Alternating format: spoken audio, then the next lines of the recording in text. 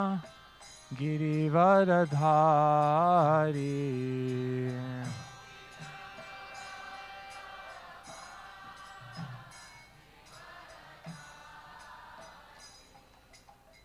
गोपीजनवल्लभा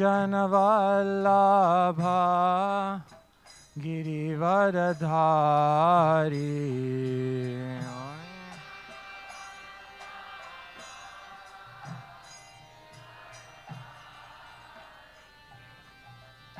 यशोदानन्दना व्रजजनरञ्जना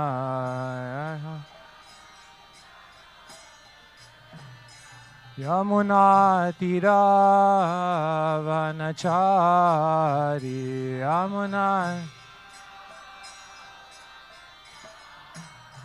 यमुनातीरावनचारी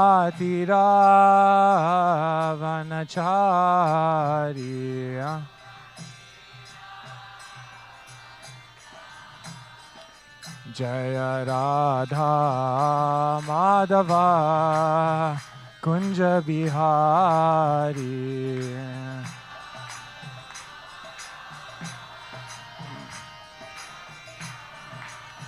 जय राधा माधवा कुंज बिहारी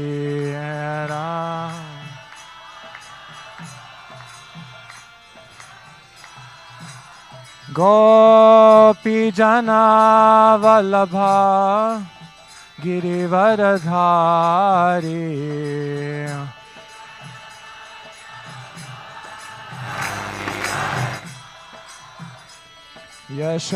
यशोदानन्दना व्रजजनरञ्जना यमुनातीरा वनचारी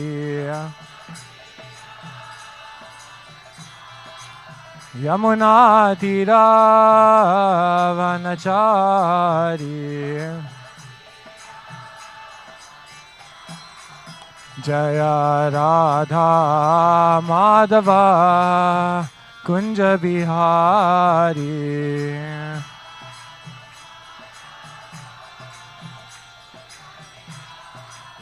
हरे कृष्णा कृष्णा कृष्णा हरे हरे हरे राम राम राम हरे हरे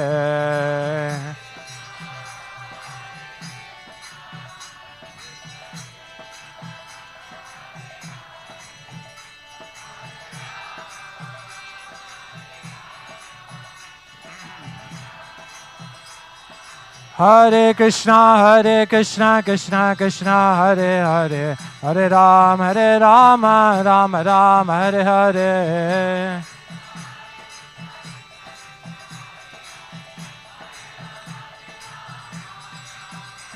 हरे कृष्णा कृष्ण कृष्ण हरे हरे हरे राम राम हरे हरे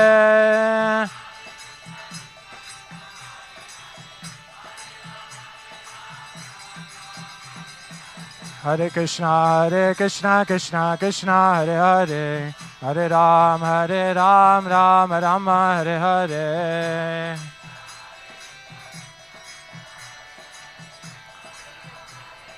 निताय गौर हरि बोल निताय गौरा हरि बोल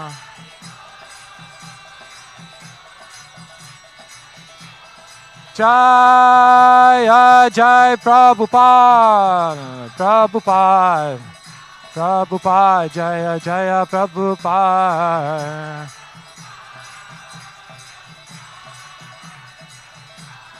जय जय प्रभुपाद जय जय प्रभुपाद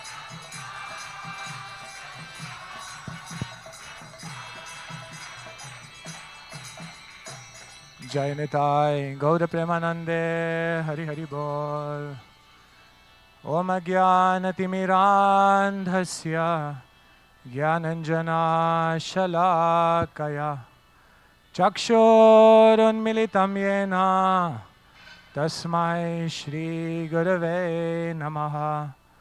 श्रीचैतन्यमनोभीष्टं कृष्ण चैतन्यदेवं श्रीराधा कृष्णपादान् सहगना ललिता श्रीविशाखान्वितांश्च। हे कृष्णा करुणा सिन्धु दीनबन्धु जगत्पते गोपेश गोपिकान्ता राधाकान्ता नमोऽस्तुते। तप्ता कंचन गौरंगी राधे वृंदावनेश्वरी वृषभानुसुते देवी प्रणमामि हरिप्रिये। वंशाकल्पतरुभ्यश्च कृपा सिन्धुभ्य एव च पतितानां पावनेभ्यो वैष्णवेभ्यो नमो नमः। श्री कृष्ण चैतन्य प्रभु नित्यानंद श्री अद्वैता गदाधर श्रीवासदि गौर भक्तवृंदा। हरे कृष्णा कृष्णा कृष्णा हरे हरे हरे राम राम राम हरे हरे। ग्रंथराज श्रीमद् भागवतम की, श्रील प्रभुपाद की जय। निताय गौर प्रेमानंदे। ओम नमो भगवते वासुदेवाय। ओम नमो भगवते वासुदेवाय। ओम नमो भगवते वासुदेवाय। ओम नमो भगवते वासुदेवाय।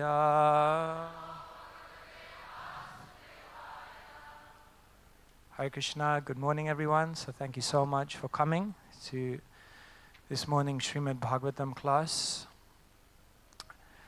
Before I begin, just like to request the blessings and permission of all the Vaishnavas here. It's a little uncomfortable to be sitting here in front of so many Vaishnavas who are so much more qualified, mature, realized than myself. But in a spirit of service, I'll try to share something from the Srimad Bhagavatam with all of you. So please give me your blessings. Today we're reading from Canto number 3, chapter number 14 of the Srimad Bhagavatam, entitled Pregnancy of Diti in the Evening. So today we're reading from two texts. Both of them have purports, but they're both short purports, so we'll read both texts together. So I'll read text number 11 myself, and then text number 12 is on the board. Text number 11. Tad bhavān dahyamānāyāṁ sa-patnīnāṁ samṛddhibhiḥ prajā-vatīnām bhadram te āyuṅktām anugraham. Translation and purport by His Divine Grace, Srila A.C. Bhaktivedanta Swami, Srila Prabhupada ki. Translation. Therefore you should be kind towards me by showing me complete mercy. I desire to have sons, and I am much distressed by seeing the opulence of my co-wives. By performing this act, you will become happy. Purport. In Bhagavad Gita, sexual intercourse for begetting children is accepted as righteous. A person sexually inclined for simple sense gratification, however, is unrighteous. In Diti's appeal to her husband for sex, it was not exactly that she was afflicted by sex desires, but she desired sons. Since she had no sons, she felt poorer than her co-wives. Therefore, Kashyap was supposed to satisfy his bona fide wife. text number 12. So please, if you can repeat after me. Bharatyaraptorumānānāṁ lokāna vishate yashaha patirbhavadvido yasham prajaya nanujayate bhartaraya uptudamana lokāna vishate yashaha patirbhavadvido yasham prajaya nanujayate bhartaraptodrumananam lokāna vishate yashaha patirbhavadvido yasham prajaya nanujayate.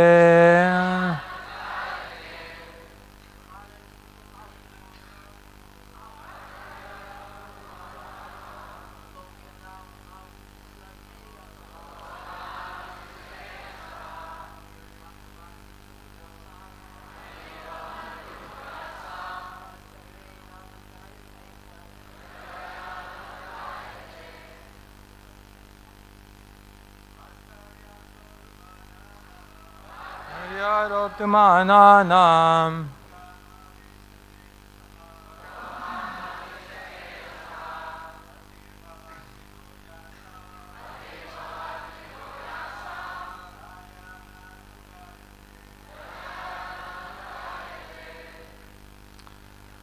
Matajis. Optūmānānāṁ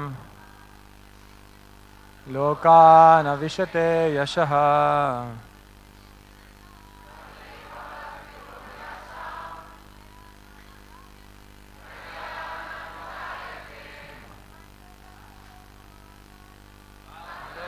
optūmānānāṁ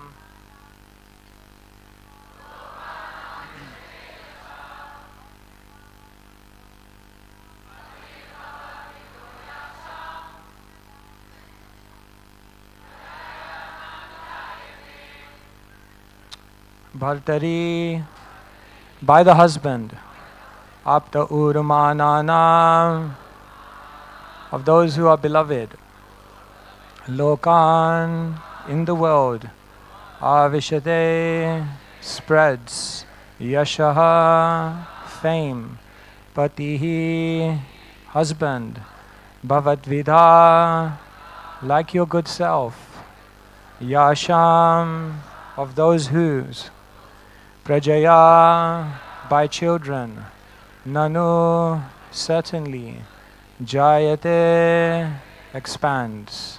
Translation. A woman is honored in the world by the benediction of her husband, and a husband like you will become famous by having children, because you are meant for the expansion of living entities. Purport. According to Rishabdev, one should not become a father or a mother unless one is confident that he can beget children whom he can deliver from the clutches of birth and death.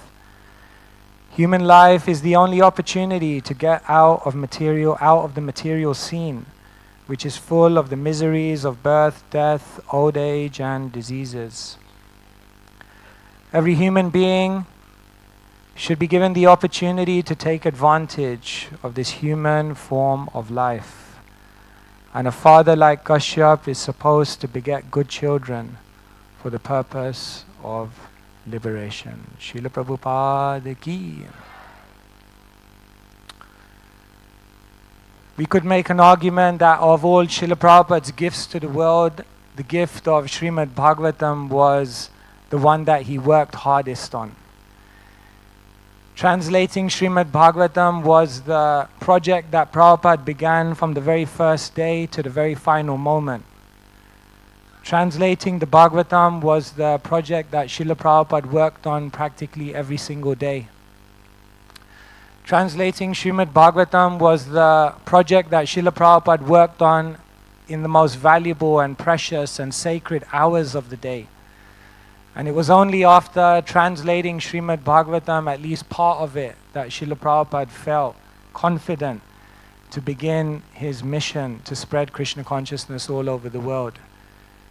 Srimad Bhagavatam is Srila Prabhupada's gift to us, a very valuable, invaluable gift. Therefore, we're encouraged.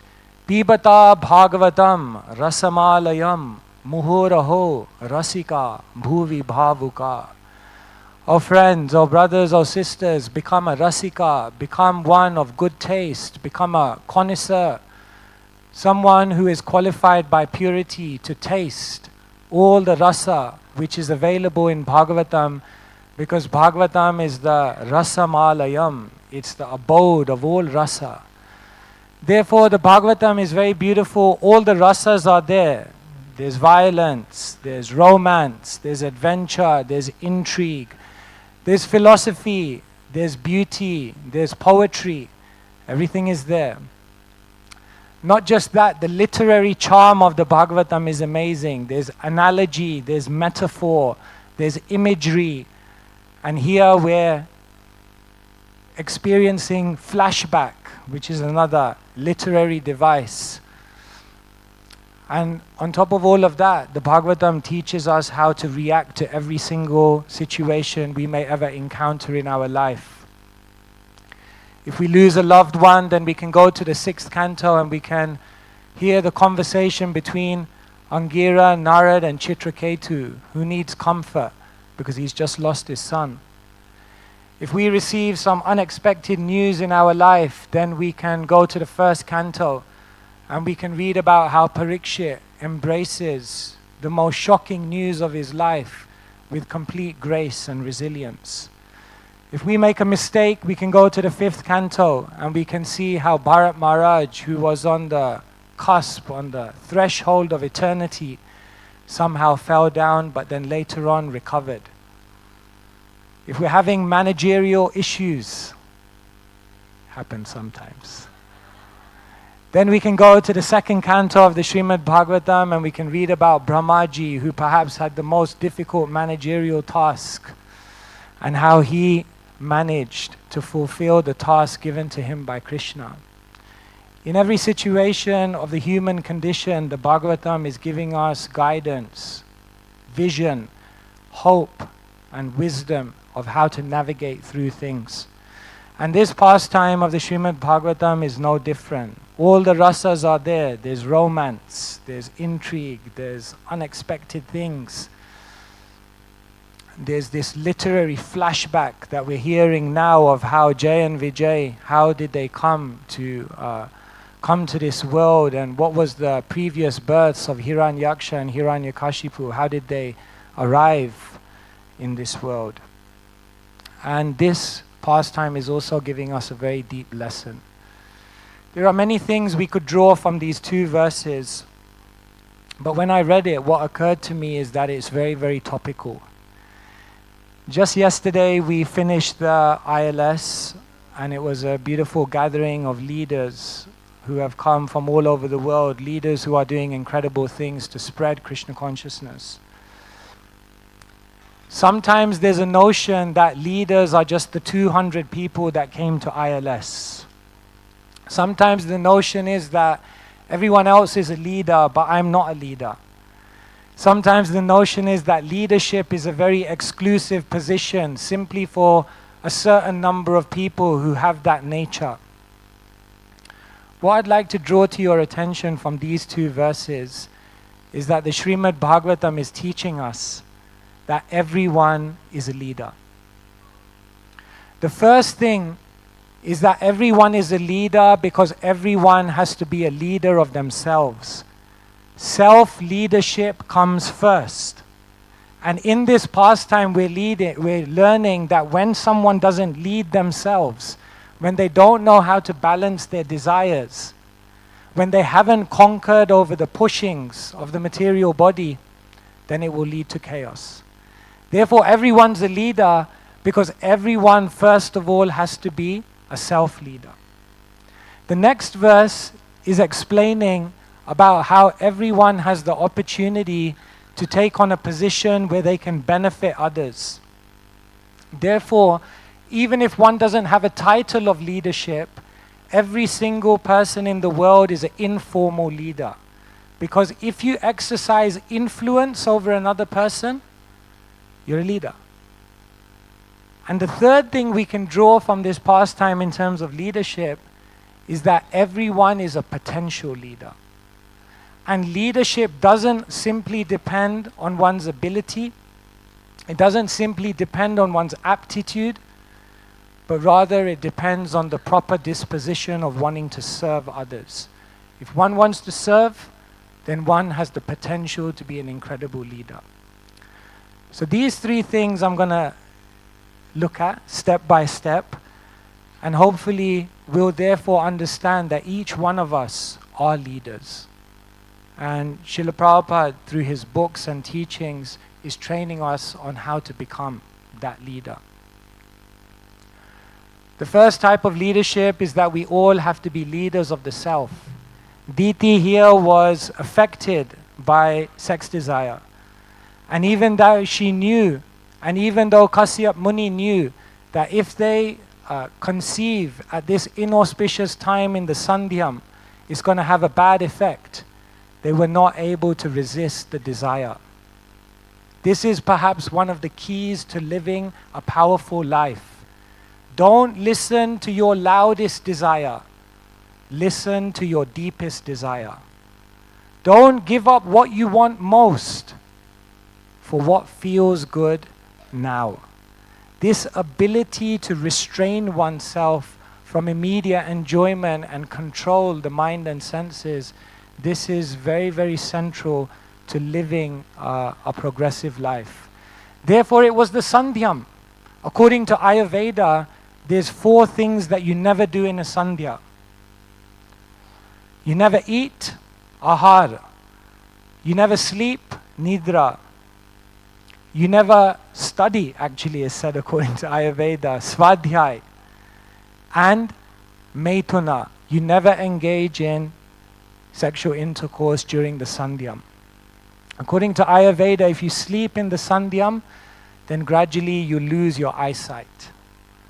According to Ayurveda, if you eat in the Sandhyam, you won't get the full benefit, nourishment of that food. If you study in the Sandhyam, you may read many things, but you may not be able to understand and remember. And according to Ayurveda, if you engage in sexual intercourse in the Sandhyam, then the children will be of somewhat sinful disposition. Of course, for Vaishnavas, we are transcendental. And therefore, spiritual activity, dhyayan stuvam stasya yasya stri sandhyam. We remember Krishna and then all times become auspicious. Still, it's mentioned that there are certain activities that need to be restrained at certain times. So Diti and Kasyap couldn't do that. In this situation, they didn't lead themselves. The biggest leadership crises in the world are occurring because those who are in positions of leadership haven't first led themselves. And this creates a very, very unstable situation. Once there was a king and he came to see a sage. And so he came into the hermitage and being somewhat proud, he looked at the sage and he said, "Who are you?" The sage detected his pride and he looked back at the king and he said, "I'm a king." He said, "Really?" The king looked at the sage and he said, "If you're a king, where are your armies?" The sage looked back at the king. Titikshava karunika surida sarvadehinam ajata shatrava shanta sadhava sadhu bhushana. He looked at the king and he said, "I don't need any armies because I don't have any enemies." The king looked at the sage and he said, if you're a king, where is your kingdom?" The sage looked back at the king and said, "Ihayasya harer dasye karmana manasagira nikhala shvapyavastasu jivan mukta sa uchyate. He said, I'm completely absorbed, mind, body and word, in serving the Supreme Lord. I'm not actually living in this kingdom. I'm living Jivan Mukta in another plane of reality beyond time and space. I'm living in the eternal abode of the Lord. The king looked at the sage, is like, I'm not going to win here, you know. He said, if you're a king, where is your treasury? The sage looked back at the king.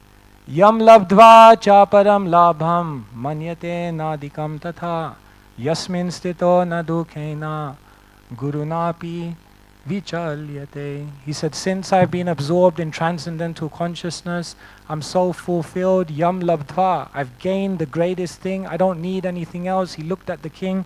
He said, the richest person is not the one who has the most, it's the one who needs the least.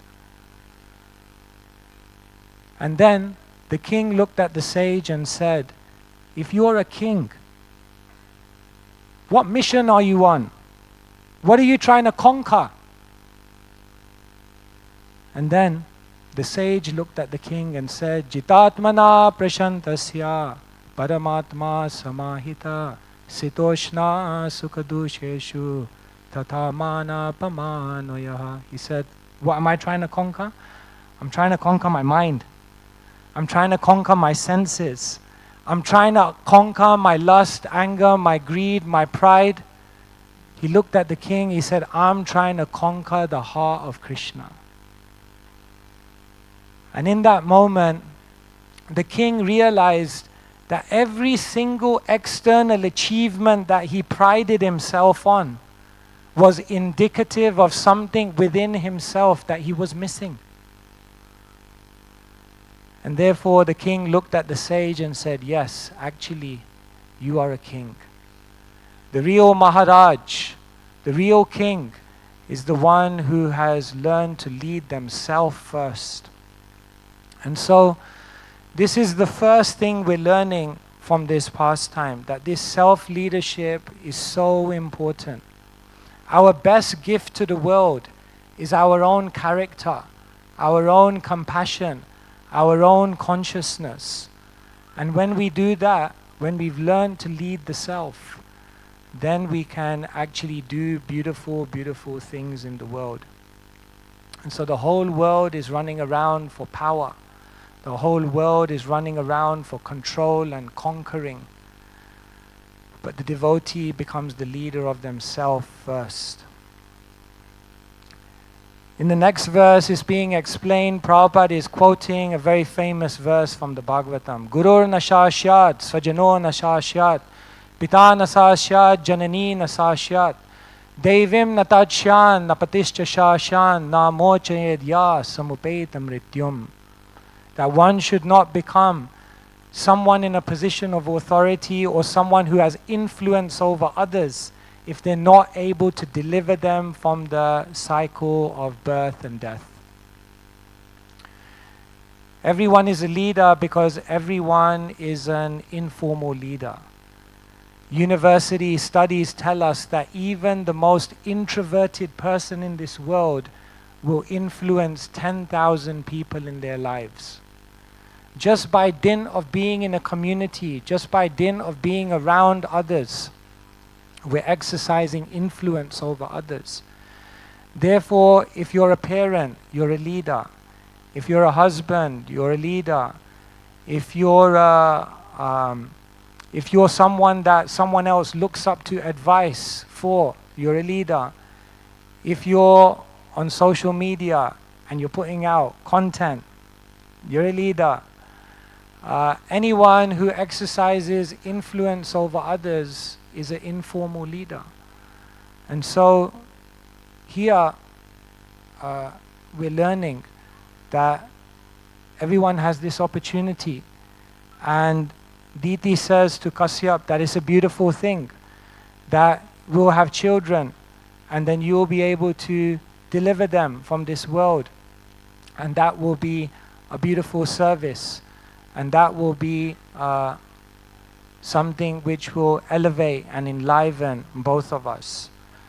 And so here we're learning this, that yes, this informal leadership is also there, that each one of us have the opportunity to embrace. All of this is also pointing to the fact that there's a third type of leadership that all of us have the opportunity to embrace, and that's the potentiality of leadership. When we learn to control our own mind and senses, then what happens is that we have then the opportunity to, and the potentiality to reach the minds of others. Sometimes we say the Goswamis of Vrindavan were masterminds of bhakti. They were masterminds, number one, because they mastered their own mind and senses. But they were masterminds of bhakti, number two, because they understood the mind of their master. But they were masterminds of bhakti because they did those two things, and therefore they were able to masterfully reach the minds of others. And so everyone has the potential to be a leader. Bhaktivinoda Thakur explains that people relate to God on different levels. He says the lowest level of relating to God is through bhaya, or fear. Jai Shri Shri Radha Madhava Ki. He says higher than that is when we relate to God out of asha, or some kind of material desire or material aspiration. Higher than that, he says, is when we relate to God out of kartavya, or a sense of duty or obligation. And he says higher than that is when we relate to God out of prema, or love, genuine affection. This is such a beautiful model because it also relates to leadership. Some people follow a leader because of fear. Some people follow a leader because of what they'll get from that leader. Some people follow a leader because they feel like, I'm obligated, I have to. But some people follow a leader because they're naturally inspired. When we take up a position of leadership, we can ask ourselves, are people following me because of my power? Are people following me because of my position? Are people following me because of my productivity? Are people following me because of my popularity? None of these are actually real leadership. Real leadership is when people follow you because of purity. And therefore, everyone has the potential to be a leader because everyone has the potential to be pure. Because each soul is pure. Leadership is based on influence, and influence is based on relationship, and relationship is based on love. And therefore, the biggest influencer in the world is not the one who has capabilities, competence, abilities, and aptitude. The biggest influencer in the world is the one who has love.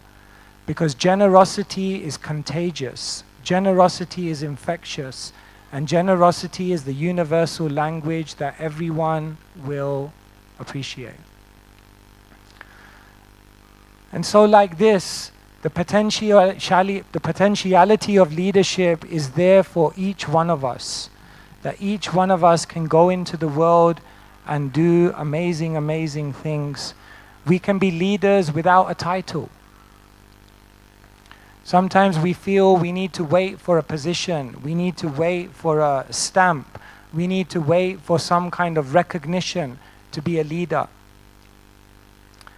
But we can begin exercising influence on the world through purity and love immediately, even before any of those things happen. And actually, the real leader is the leader who carries their authority before they're even given the position. The position, in some sense, is just a confirmation of what everyone already knew already. That this is the person who's worthy of taking guidance and inspiration from.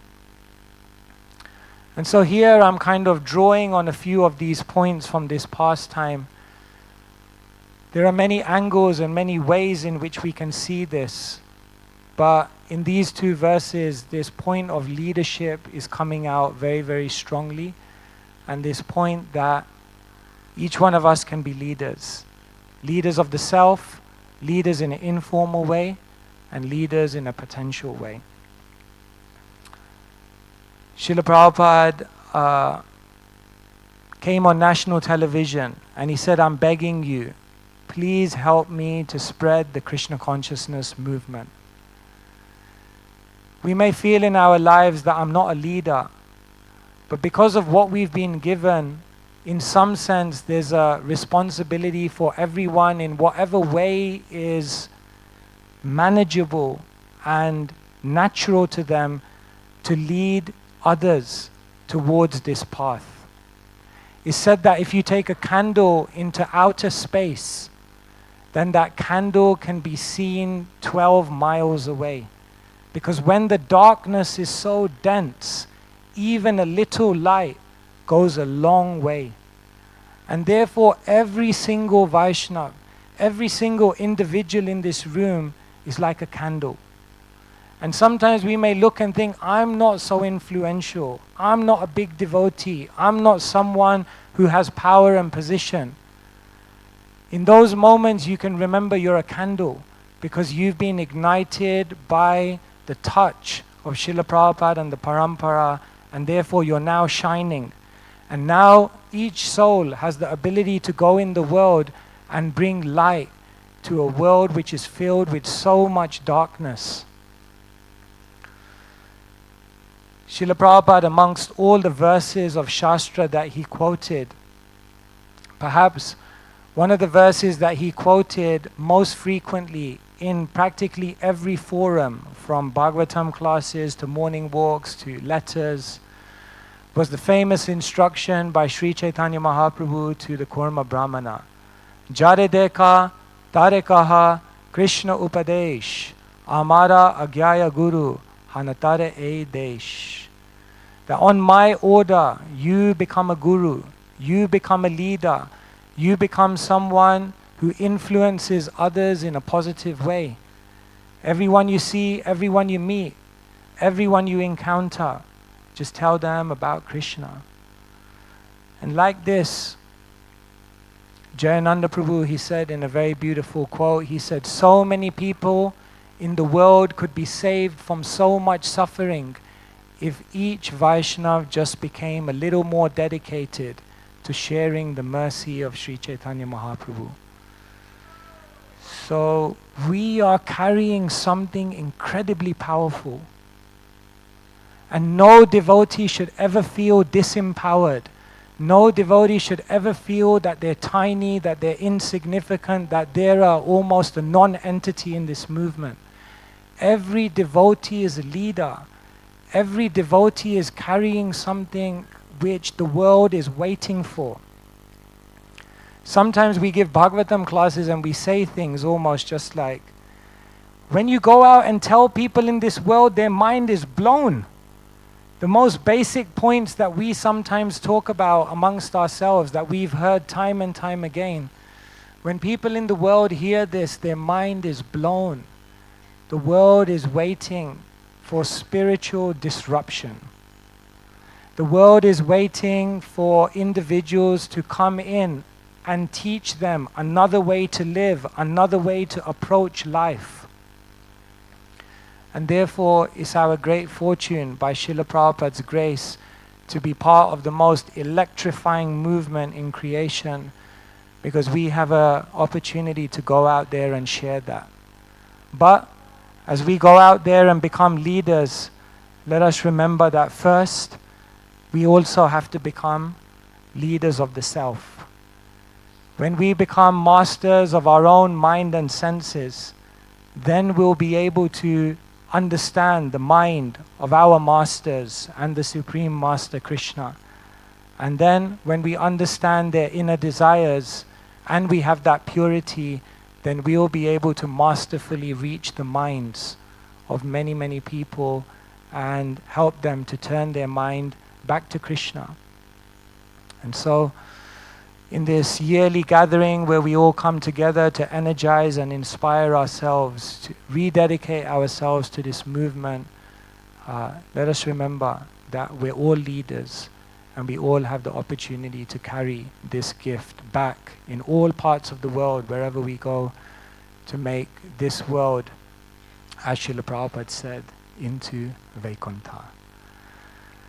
Grantaraj Srimad Bhagavatam ki jai, Srila Prabhupada ki jai. Thank you very much. Hare Krishna.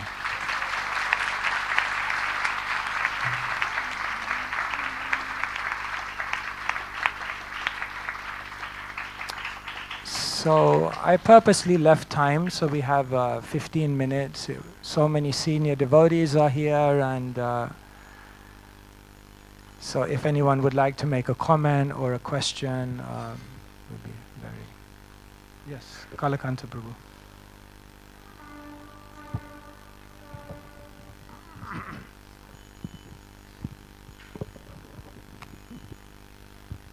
Thank you for that wonderful class, Maharaj.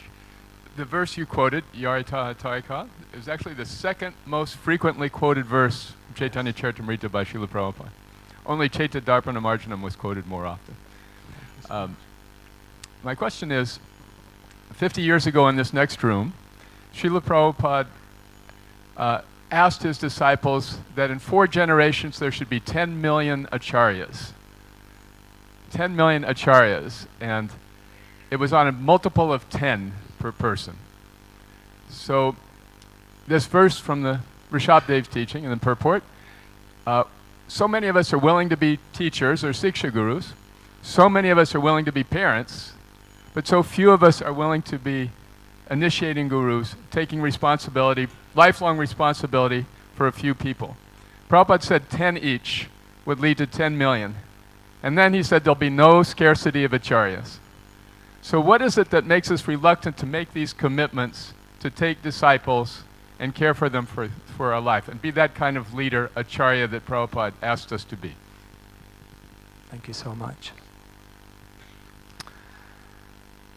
The material world is a precarious place. Prabodhananda Saraswati says, Kala kaler balina indriya vairi varga shri bhakti marga iha kantaka koti ruddha. He said, Kali Yuga is full of so much problems, so much distraction. He says, my mind and senses are very, very unsteady. And he says, Shri Bhakti Marga Iha Kantaka Koti Ruddha, this beautiful path of bhakti is spiked with many, many thorns.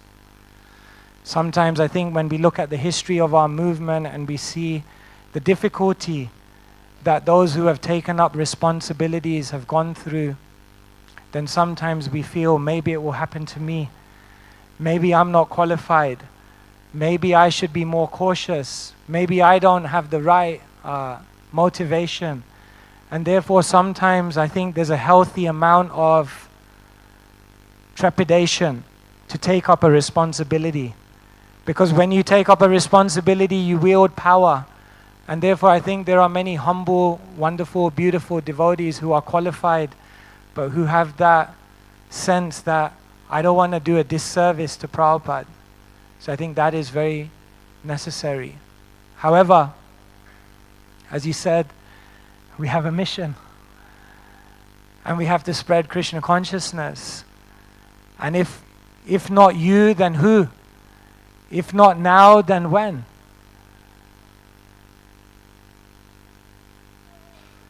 I'm sitting in front of you, and just to be very honest with all of you, my spiritual master told me at the age of 35 to go on the sannyas list. And I felt wholly incapable of doing that. But his faith, his guidance, his encouragement, and his support and his advice is carrying me through that journey, and Srila Prabhupada's grace, of course. And he told me, you always have to give more than you get, and then you'll never drown, you'll never sink. So what to do? We have a mission. We feel like, I don't want to sit on the seat. Personally, I didn't want to sit here today. But my spiritual master did tell me, when you become a sannyasi, people put a mic in front of you and tell you, speak. And you can't say no. So it's a little uncomfortable, it's awkward for me. I'm sitting in front of so many Vaishnavas who have done so much more than me. But we have to serve. And so that's what we have to keep in mind. After I took sannyas, someone came to me and said, "Oh, that's such a great achievement."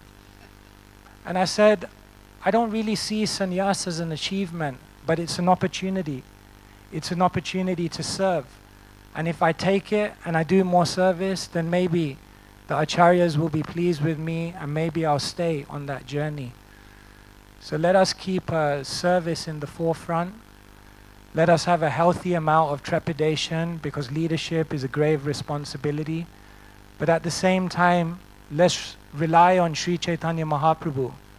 Katanchana smrite yasmin duskaram sukharam bhavet vishmrite viparitam shat Sri Chaitanyam namamitam.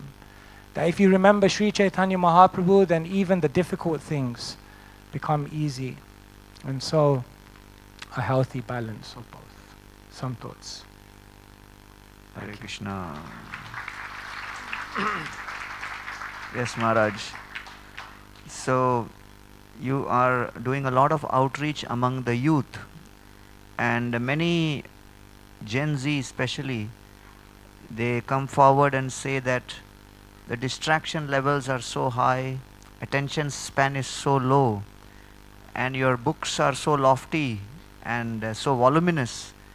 So we feel kind of hopeless just by seeing the extent of literatures. So how do you encourage the youth of today to actually remain focused and absorb this philosophy? We have to find more and more ingenious ways to share with people the brilliance of what Srila Prabhupada came here to deliver. 5 years ago, I was feeling like I was doing so much book distribution and I was frustrated because I feel like when people get Srila Prabhupada's books, they don't have the patience to register in their mind how amazing what Srila Prabhupada is saying is. So I worked with the BBT on a book called In Essence. And what we did is we took all of the main questions that people ask, and we took one paragraph answers from Srila Prabhupada's books to immediately show Srila Prabhupada's clarity, his conviction, his compassion, his complete brilliance. And so we got so much good feedback from that book. I think we've sold nearly worldwide maybe 500,000 copies of that book now. And I feel there needs to be more and more things like that. We need online videos. I think every single one of Srila Prabhupada's books should have an online course to go with it, because nowadays everyone learns through audio visual. I think another future of education is through entertainment. They call it now edutainment. And I think we have to come up with ingenious ways through audio visual to communicate the emotive power and the depth of the philosophy of Krishna consciousness. So I was mentioning in the seminar the other day that I gave that there are 3 things which are trending in the world today. 3 questions that everyone is asking. Number 1, what is my purpose? Number 2, how can I find love? And number 3, what do I need to do in order to have better health? We have so much to say on all of these points, and we have so many creative minds in the room. So we need to use technology, we need to use entertainment, we need to use all of the arts in order to communicate Krishna consciousness, and in that way we can then gradually bring people to Srila Prabhupada's books, the original source of everything. Some thoughts? This may be on the ladies' side. Yes. Hare Krishna, Maharaj. Thank you for the class. Okay. Would you like to go first? Okay.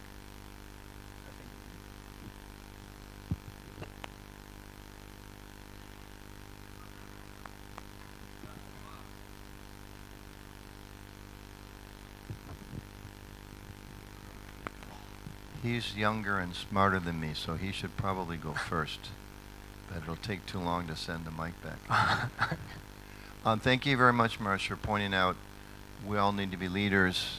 We have such responsibility for this movement. And in order to be leaders, we have to be masters or leaders of ourselves first.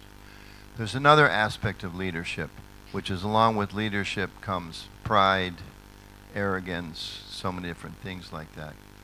And the fact is, we're influenced by a culture that leads us to believe, because of Vaishnava etiquette or our Indian background or maybe some other culture from other parts of the world, thou shalt not critique a superior. I may see that superior doing illegal things. I may see that superior doing immoral things. I may see that superior doing unethical things. But the culture is, he's my senior, she's my senior. I know from the work that I do with like other organizations, there was one Christian group that one of their vows, generally they take vows for obedience, celibacy, and something, chastity, something else, poverty. They had a fourth vow: I will not critique my superior. The whole organization became so corrupted and so foul, you know, child abuse, you know, just a long list. We don't have to get into it. But it's made me very aware of the dangers. We know we should respect our authorities, we should respect our seniors, we should, you know, that's essential.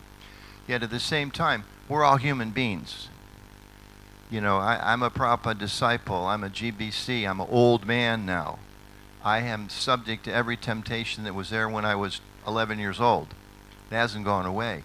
I need the devotees, the younger devotees, the senior devotees, my peers, to be my friends by pointing out my shortcomings. And I'm really afraid we create this culture where we think you're untouchable. You know, it's offensive to point out something that's wrong. It can be offensive to point out things that are wrong if we do it in an offensive way. But I'm just really feeling we're at the cusp. The Prabhupada disciples are going to leave soon. Our movement's growing like crazy. If we don't keep ourselves intact on some of these values, we're just going to go the way of so many other traditions. So sorry, I didn't mean to give a talk after your talk. But what you said really struck home, and I just would like you to share some reflections on that if you could. We quoted this verse from the 5th canto of the Bhagavatam, Gurur na Shashyat. The interesting thing is, every single authority in this book, in this verse, there is an example of how the authority has been given up. The Guru was given up by Bali Maharaj when Sukracharya began to say something which was not in line with Vedic principles. Bali Maharaj gave up his Guru. The father was given up. Prahlad didn't follow Hiranyakashipu. Janani, the mother was given up. Bharat didn't follow his mother. Pati, the husband, was given up by the wives of the Vedic Brahmanas. They did not follow their husbands. What is the other one I'm missing? Svajana, relatives. Vibhishan didn't follow his relatives. He went to the other side. So it is very interesting that in this verse it shows also that it's not absolute authority. Authority is gained from purity, from chastity. And therefore, yes, it's not blind following. I think there are just two things to mention here. I think the first thing you already mentioned, we need a culture of feedback. They say feedback is the breakfast of champions. And so in a movement, community means communication. There are ways to communicate things, to share things, to reveal one's heart. Guyam, akyati, prachati. However, I think just two things are important here. Just one, that it's done in the right way. We live in a culture of toxic disinhibition. On social media and on internet platforms, I'm not saying that they're useless and they can't be engaged, But there's a certain toxic disinhibition that you begin saying things that you would never say if the person was face to face with you. So we have to be very, very careful that it's done in the right way. That's one thing. And I think the second thing we should remember is that life is complicated. Situations are complicated. Perspectives are many. And oftentimes there's a hidden story, a hidden heart that we may not be privy to. And so, while on one hand we shouldn't just ignore everything, on another hand we should also be patient enough to try to understand what's really going on here without jumping to a conclusion. And I think if we find a golden mean between those two, by sharing concerns in an appropriate way and having the patience and the willingness to be corrected if I'm wrong, if my perspective is wrong, then I think we create a progressive culture that helps our movement to maintain its purity, because as Prabhupada said, purity is the force.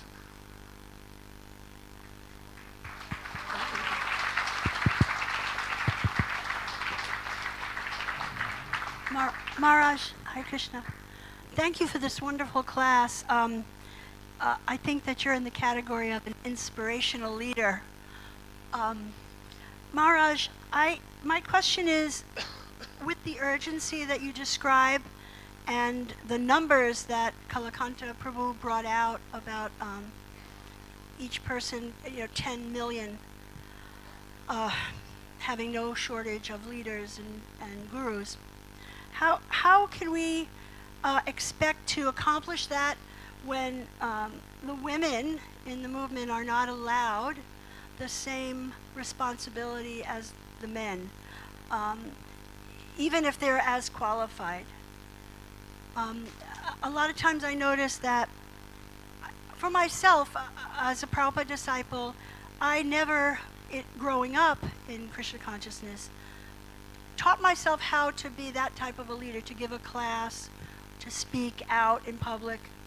And I know that only recently, when encouraged by leaders, other leaders in other temples, pleased to do that, that's when I really looked hard in Prabhupada's books to be able to say something that I felt would inspire others. And I feel like when you're given that example, when you're given that assignment, you rise to the occasion.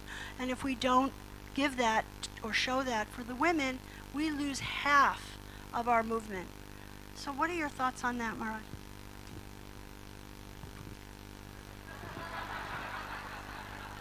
Time's up.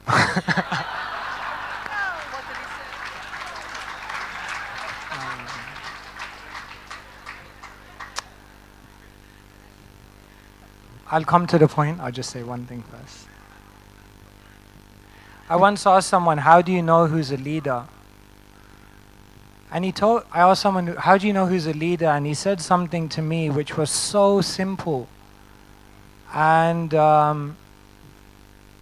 I still use to this day. He said, you'll know someone's a leader, you'll know someone's worthy of following if they want you to be better than them. That's just one simple way. You can cut through everything. If you ever come across someone who wants you to be better than them, they're a leader. They're worth following. That was Prabhupada. We gotta have an encouraging mood in our movement. Each devotee should want every other devotee to do more, be more, achieve more for Srila Prabhupada. That's the society of non-envy that Prabhupada wanted to create. We hope that the learned Vaishnavas will come together and give everyone the maximum opportunity to serve. I'll say one final thing, and I don't mean this as a throwaway comment to say that resolving this is not important. We need to resolve it, and we need to, as I say, make everyone feel empowered and encouraged. Vaishnavas are so rare. No Vaishnava should feel disempowered. Otherwise, it's the greatest loss. Because the world needs every Vaishnava to feel empowered and inspired and enthused to give their best. But I'll just say one thing, which is that everyone can be a leader without a title. Remember, leadership is based on influence. Influence is based on relationship. And relationship is based on love. The most infectious thing in this world is love, kindness, and generosity. If you touch people's hearts, whether you have the title or not, you'll make a revolution in the world. I don't mean that as a throwaway comment to say like, this is, you know, forget it, it's not important. We want to resolve that, but we don't need to wait. That's my point. My point is we don't need to wait. There's so much we can do right now. And as I said, every devotee is a carrier of incredible spiritual wealth. So let's share that with the world and do something to make Srila Prabhupada smile. Hare Krishna.